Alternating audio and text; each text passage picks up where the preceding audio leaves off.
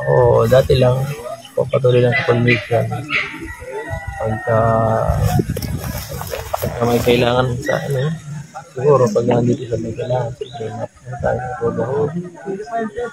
Marami kasing mga viewers na nagtatanong din kung tuluyan kayo.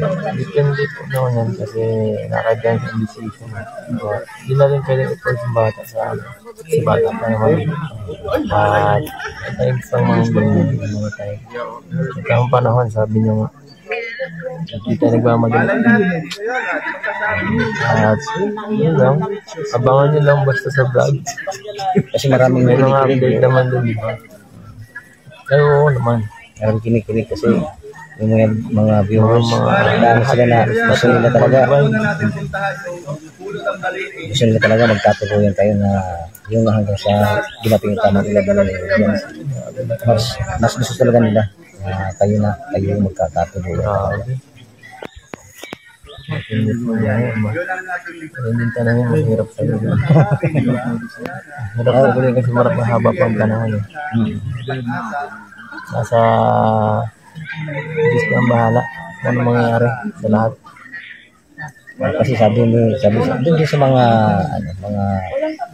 magnetic fans mo talaga. Sabi sila na gusto talaga nila magkatuloy kayo kasi sabi nila gusto mo naman talaga si Giancy, tapos si Giancy gusto pa rin naman talaga ni Giancy, kaya nakilig talaga sila na kayo talaga yung magkakatuloy. Gusto magkatuloy na ngayon eh. Ngunit si Kuya Bal kakasal lagi si Kuya Bal lang nakagawa na isang si Kuya Bal lang makasal, automatic kasal agad. Madali yan, ano? The spot yan. The spot kasal. So yun,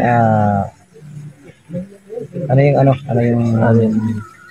yung pinaka masasabi mo na kanina Pido sa mga fans ninyo ni Giancy? Sabi ko ay thank you for all the support and we love you all.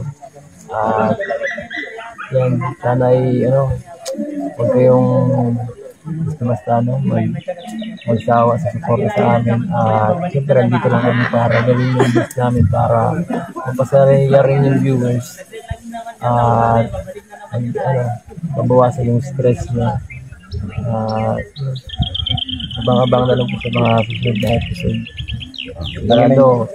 Paano na yan? Planong paganda kasi parang nagka-transition ng konti yung vlog.